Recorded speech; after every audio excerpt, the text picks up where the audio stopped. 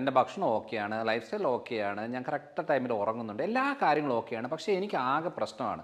പ്രശ്നം എന്ന് പറയുന്നത് എന്താണ് ഉദ്ദേശിക്കുന്നത്? നല്ല ഇറച്ചിയും മീനും മുട്ടയും പൾസസും പഴങ്ങളും ടു സെഡ് കാര്യങ്ങൾ ഞാൻ കഴിക്കുന്നുണ്ട്. പലരും പറയാറുണ്ട് ഡോക്ടറുടെ വീഡിയോയിലൂടെ എല്ലാ കാര്യങ്ങളും ഞാൻ ചെയ്യുന്നുണ്ട്, എന്നിട്ടും എനിക്ക് ചെറിയ ബുദ്ധിമുട്ടുണ്ട് എന്ന് പറയുമ്പോൾ നമ്മൾ അറിയേണ്ട കാര്യം വെറുതെ കഴിച്ചിട്ട് മാത്രം കാര്യമില്ല. നമ്മുടെ ഭൂരിഭാഗം കാര്യങ്ങൾ നമുക്ക് എപ്പോഴും ഈസി ആയിട്ട് മനസ്സിലാകുന്നത് എങ്ങനെയാണെന്ന് വെച്ചാൽ വെറുതെ നമ്മുടെ നഖം നോക്കിയാൽ മതി. അതിനകത്ത് വരകളായിട്ട് വരാം, അല്ലെന്നുണ്ടെങ്കിൽ വൈറ്റ് പാച്ചസ് വരാം. ചിലർ പറയാറില്ല പുതിയ ഡ്രസ്സ് കിട്ടാനായിട്ടുള്ളതാണ് ഈ വെള്ള ഫംഗസ് വരുന്നതിൻ്റെ പോലത്തെ കാണുന്നത്, പുതിയ ഉടുപ്പ് കിട്ടും എന്നുള്ളവർ. ചിലർ പറയും കാൽസ്യമിൻ്റെ പ്രശ്നമാണ്. അങ്ങനെ അതൊന്നല്ല, സിങ്ക് കുറയുന്നത് കൊണ്ടാണ് ഈ പറയുന്ന കാര്യങ്ങളൊക്കെ ഉണ്ടാകുന്നത്. സെലിനിയം, ഈ സിങ്ക് സെലിനിയം ഏറ്റവും കൂടുതൽ നമ്മുടെ നഖത്തിൽ ക്ലിയർ ആയിട്ട് മനസ്സിലാവും. എപ്പോഴും റൂമിനകത്തിരിക്കുന്നത് ഈ ഉച്ച സമയത്തൊക്കെ പോയി നിന്നെങ്കിലൊക്കെയാണ് വിറ്റമിൻ ഡി കിട്ടുന്നത്. അതുകൊണ്ട് ഇത് മനസ്സിലാക്കി അത് ട്രീറ്റ് ചെയ്ത് പോവുകയാണെങ്കിൽ മാത്രമേ നമുക്കൊരു പ്രോപ്പറായിട്ട് നമുക്കൊന്ന് ലൈഫ് ലീഡ് ചെയ്യാൻ പറ്റത്തുള്ളൂ.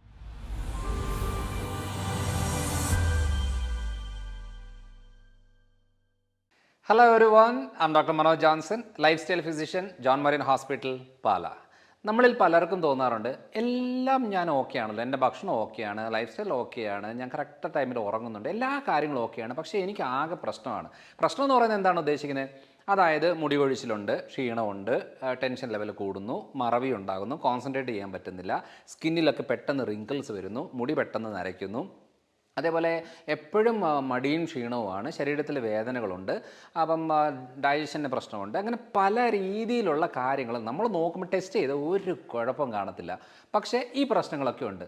അപ്പോൾ ഇത്രയും കാര്യങ്ങൾ ചെയ്തിട്ട് എന്തുകൊണ്ടാണ് എൻ്റെ ഈ ഒരു ബുദ്ധിമുട്ടുകൾ മാറാത്ത എന്ന് പറഞ്ഞാൽ, അത് ശരിക്കും പറഞ്ഞാൽ നമ്മൾ ഇത് എന്താ പറയുക, നമ്മുടെ അടുത്ത് വരും പറയാം ഇത് ന്യൂട്രീഷൻ ഡെഫിഷ്യൻസി ആവാൻ സാധ്യതയുണ്ടെന്ന് പറയുമ്പം അതെങ്ങനെയാണ് ന്യൂട്രീഷൻ ഡെഫിഷ്യൻസി ആകുന്നത്? ഞാൻ എന്ത് കാര്യങ്ങളാണ് കഴിക്കുന്നത്? ഒമേഗ 3 എടുക്കുന്നുണ്ട്, വിറ്റാമിൻ ഡി എടുക്കുന്നുണ്ട്, ടു സെറ്റ് ഉള്ള സപ്ലിമെൻ്ററി ലിസ്റ്റുകളെല്ലാം പേര് പറയും. നല്ല ഇറച്ചിയും മീനും മുട്ടയും പൾസസും പഴങ്ങളും ടു സെറ്റ് കാര്യങ്ങൾ ഞാൻ കഴിക്കുന്നുണ്ട്. പലരും പറയാറുണ്ട് ഡോക്ടറുടെ വീഡിയോയിലൂടെ എല്ലാ കാര്യങ്ങളും ഞാൻ ചെയ്യുന്നുണ്ട്, എന്നിട്ടും എനിക്ക് ചെറിയ ബുദ്ധിമുട്ടുണ്ട് എന്ന് പറയുമ്പോൾ നമ്മൾ അറിയേണ്ട കാര്യം വെറുതെ കഴിച്ചിട്ട് മാത്രം കാര്യമില്ല.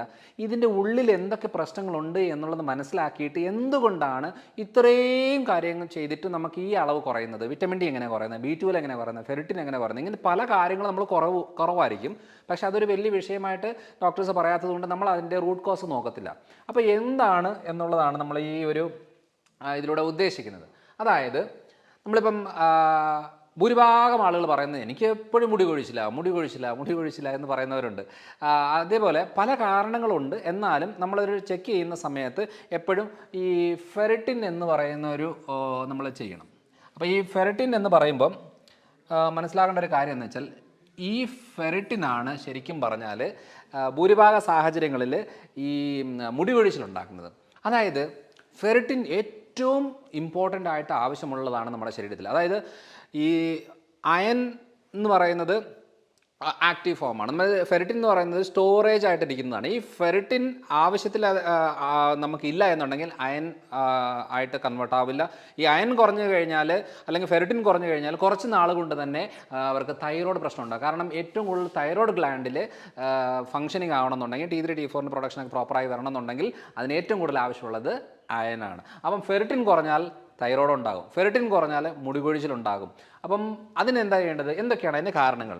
ഒന്നാമത്തെ കാര്യം എന്ന് പറയുന്നത് ലോ സ്റ്റൊമക് ആസിഡ്. അതായത് ഫെറിറ്റിൻ എങ്ങനെയാണ് ശരിക്കും പറഞ്ഞാൽ നമ്മുടെ ഈ പ്രോട്ടീൻസും ഇറച്ചി മീൻ അല്ലെങ്കിൽ പയറ് പരിപ്പ് വർഗ്ഗങ്ങൾ ഇതിനകത്തൊക്കെ ഉള്ള അയൺ കണ്ടൻറ്റ് നമുക്കത് ശരീരത്തിൽ ഉപയോഗപ്പെടണമെന്നുണ്ടെങ്കിൽ ഈ പ്രോപ്പർ അളവിൽ ആസിഡ് ഉണ്ടെങ്കിൽ മാത്രമേ ഈ പ്രോട്ടീനെ ദഹിപ്പിക്കാനും വിഘടിപ്പിക്കാനും അതിൽ നിന്നുള്ളത് അബ്സോർബ് ചെയ്യാനൊക്കെ പറ്റത്തുള്ളൂ. അപ്പം ആസിഡ് ലെവൽ കുറവാണെന്നുണ്ടെങ്കിൽ അവർക്ക് ഫെറിറ്റിൻ ലെവൽ കുറയാനുള്ള സാധ്യതയുണ്ട്. രണ്ടാമത്തെ കാര്യം എന്ന് പറയുന്നത് പാരസൈറ്റിക് ഇൻഫെക്ഷൻ. അതായത് വിരയുടെ പ്രശ്നമുള്ള ആളുകളിൽ, അതായത് നമ്മൾക്ക് കിട്ടുന്ന ഈ പറയുന്ന അയൺ കണ്ടൻറ്റ് എല്ലാം ഈ പറയുന്ന ഈ വിര തന്നെ പാരസൈറ്റ് തന്നെ എടുത്തുകൊണ്ട് പോകുമ്പോൾ ശരീരത്തിന് അത് കിട്ടത്തില്ല. അതും ഒരു കാരണമാണ്. പിന്നെയുള്ളത് മെനോറേജ്. അതായത് നമുക്ക് ഈ ഫൈബ്രോയിഡ്സ് അല്ലെന്നുണ്ടെങ്കിൽ പറയുന്ന ഈ ബ്ലീഡിങ് റിലേറ്റഡ് ആയിട്ടുള്ള പ്രോബ്ലമുള്ള സ്ത്രീകളിൽ കൂടുതൽ ബ്ലഡ് ഇങ്ങനെ പോകുന്നതിൻ്റെ ഭാഗമായിട്ടും ഫെറിറ്റിൻ അളവ് കുറയും. ഇതൊക്കെ മെയിനായിട്ടുള്ള കാര്യമാണ്. പിന്നെ വളരെ ഇമ്പോർട്ടൻ്റ് ആയിട്ട് ചിലരൊക്കെ ഈ ചായ കാപ്പിയൊക്കെ 5ഉം 8ഉം 10ഉം ഗ്ലാസ്സൊക്കെ കുടിക്കുന്നവരുണ്ട്. ഞാൻ പല ആൾക്കാരെ കൺസൾട്ട് ചെയ്യുന്ന സമയത്ത് എനിക്ക് മനസ്സിലായ കാര്യം എന്ന് വെച്ചാൽ, ശരിക്കും പറഞ്ഞാൽ 1-2 ഗ്ലാസ് ഒരു ദിവസം ധാരാളം മതി. അതിൽ കൂടുതലായിട്ട് എടുത്തു കഴിഞ്ഞാൽ ഈ പറയുന്ന ഈ ടാനിനും കാഫിനും ഒക്കെ ഇതൊക്കെ എന്നാ സംഭവിക്കുന്നത് വെച്ചാൽ ഈ കുടലിൽ നിന്ന് ഈ അയൺ അബ്സോർബ് ചെയ്യുന്നതിനെ തടയാനായിട്ടുള്ള ഒരു കാര്യമാണ്. അതുകൊണ്ട് കൂടുതൽ അളവിൽ അതൊക്കെ എടുത്തുകൊണ്ടിരുന്ന് കഴിഞ്ഞാലും ഈ പ്രശ്നങ്ങളുണ്ടാകും. അപ്പം മനസ്സിലാക്കണം, വെറും തൈറോയിഡിൻ്റെ പ്രശ്നങ്ങൾ ഉണ്ടാകുന്നത്, അതേപോലെ തന്നെ മുടികൊഴിച്ചിലിൻ്റെ പ്രശ്നങ്ങൾ ഉണ്ടാകുന്നത്, ഇതിലൊക്കെ ഏറ്റവും കൂടുതലായിട്ട് വരുന്നത് ഫെറിറ്റിൻ ലെവൽ കുറയുന്നതാണ്. അപ്പോൾ അതൊന്ന് ചെക്ക് ചെയ്ത് നോക്കിയിട്ട് അതിൻ്റെ ഈ കാരണങ്ങളാണെങ്കിൽ അത് ക്ലിയർ ആക്കി എടുക്കണം. ഇനിയും രണ്ടാമത്തെ ഒരു ഏറ്റവും ഇമ്പോർട്ടൻ്റ് ആണ്, ഞാൻ എല്ലാ വീഡിയോകളിലും പറയുന്നൊരു കാര്യമാണ്, ഒരു വിറ്റമിൻ ഡി എന്ന് പറയുന്നത് നമ്മൾ ഇമ്മ്യൂണിറ്റി ബൂസ്റ്റ് ചെയ്യാൻ ഹെൽപ്പ് ചെയ്യും, അതേപോലെ തന്നെ കാൽസ്യം വലിച്ചെടുക്കാൻ ഹെൽപ്പ് ചെയ്യും, തേയ്മാനത്തിന് ഹെൽപ്പ് ചെയ്യും, അത് മറവി, ക്ഷീണം, കാല് കടച്ചിൽ, മുടികൊഴിച്ചിൽ, കോൺസെൻട്രേഷൻ കിട്ടാതെ വരുന്നത്, റിപ്പീറ്റഡായിട്ട് ഇൻഫെക്ഷൻ വരുന്നത്, ഇതിൻ്റെ കാര്യമെന്ന് വെച്ചാൽ വിറ്റമിൻ ഡി കുറഞ്ഞു. ഇതാണ് ശരിക്കും പറഞ്ഞാൽ വിറ്റമിൻ ഡിയുടെ മെയിനായിട്ടുള്ള കാര്യം. ഇനി വിറ്റമിൻ ഡി കുറയാനായിട്ട് എന്താ കാര്യം? ഒന്ന്, നമ്മളിൽ ഭൂരിഭാഗവും സൺലൈറ്റിലല്ല. നമ്മളെപ്പോഴും ഈ റൂമിനകത്തും അല്ലെങ്കിൽ നമ്മളൊരു IT പ്രൊഫഷണൽസ് ആയിരിക്കും, ടീച്ചേഴ്സ് ആയിരിക്കും, സ്റ്റുഡൻസ് ആയിരിക്കും, എപ്പോഴും റൂമിനകത്തിരിക്കുന്നത്. ഈ ഉച്ച സമയത്തൊക്കെ പോയി നിന്നെങ്കിലൊക്കെയാണ് വിറ്റമിൻ ഡി കിട്ടുന്നത്. അപ്പോൾ ഇത് അൾട്രാ വയലറ്റ് സ്കിന്നിൽ വന്ന് കൺവേർട്ടായി അത് ഉള്ളിൽ വന്ന് കിഡ്നി ലിവറും ഒക്കെ അവിടെ ആക്റ്റീവായിട്ട് അങ്ങനെയൊക്കെയുള്ള പ്രോസസ്സിൽ പോകേണ്ട കാര്യമാണ്. അപ്പം സൺലൈറ്റ് എക്സ്പോഷർ ഇല്ല എന്നുണ്ടെങ്കിൽ ഓട്ടോമാറ്റിക്കായിട്ട് വിറ്റമിൻ ഡി കുറയും. രണ്ടാമത്തത് ഡാർക്ക് സ്കിൻ പിഗ്മെൻറ്റേഷൻ ഉള്ളവർ, അതായത് സ്കിന്നിൻ്റെ കളറ് ഡാർക്കുള്ള ആളുകളിൽ ഇത് പെട്ടെന്നൊരു അബ്സോർപ്ഷനും കാര്യങ്ങളും നടക്കത്തില്ല. അങ്ങനെയുള്ളവർക്ക് സ്കിന്ന് വഴി ചെയ്യുന്നതിനെക്കാട്ടിലും കുറച്ചുകൂടെ എഫക്റ്റീവായിട്ട് സപ്ലിമെൻ്റായിട്ടോ ഫുഡായിട്ടോ ഉള്ളിലേക്ക് എടുക്കുന്നതാണ് കുറച്ചുകൂടെ നല്ലത്.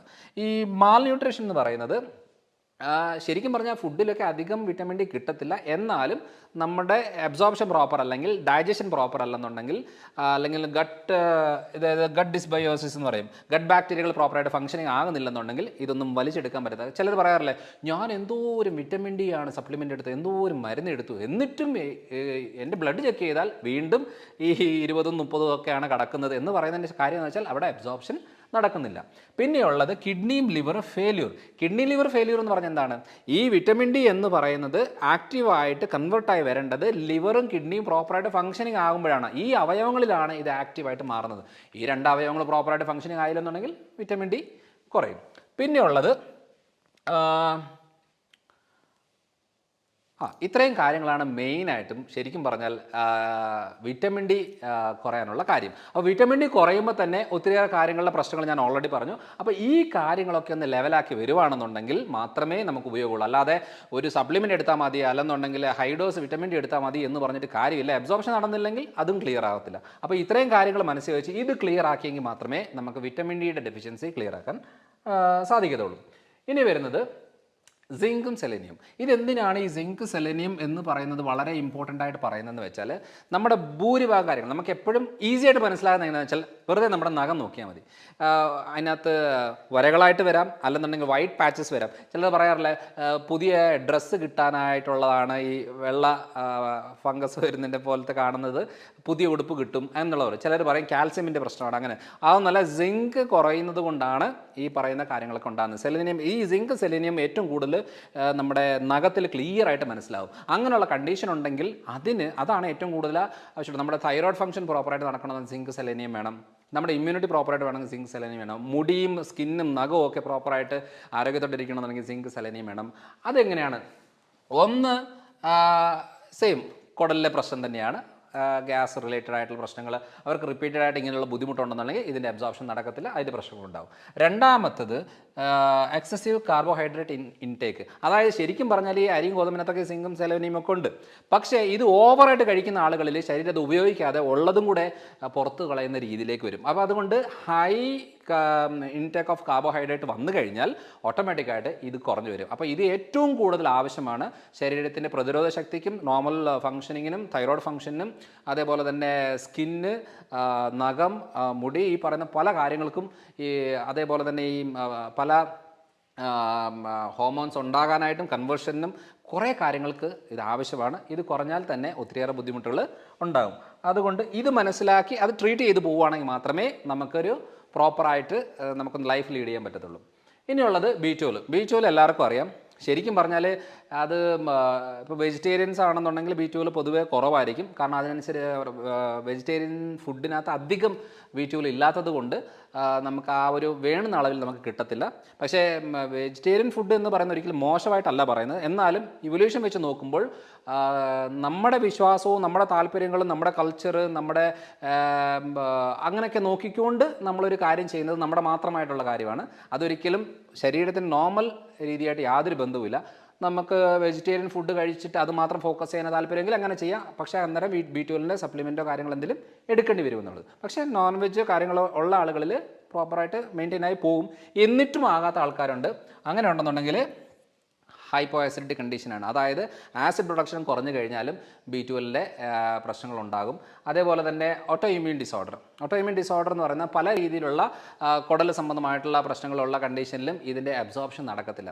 അപ്പോൾ പലപ്പോഴും നമ്മൾ അറിയേണ്ട ഒരു കാര്യം എന്താണെന്ന് വെച്ചാൽ ഈ ഏതെങ്കിലും ഒരു കാര്യം നമ്മൾ സപ്ലൈ ചെയ്യുന്നുണ്ട്, നമ്മുടെ ശരീരത്തിലേക്ക് കിട്ടുന്നുണ്ട്, എന്നിട്ടും നമുക്കതാകുന്നില്ല എന്നുണ്ടെങ്കിൽ അത് ശരീരം തന്നെ വരുത്തുന്നൊരു ഡാമേജാണ്, ഓട്ടോ ഇമ്മ്യൂണാണ്, അതേപോലെ ഗട്ട് റിലേറ്റഡ് പ്രശ്നമാണ്. അപ്പോൾ ഈ പറയുന്ന കാര്യങ്ങളിലെല്ലാം ഇപ്പം ഈ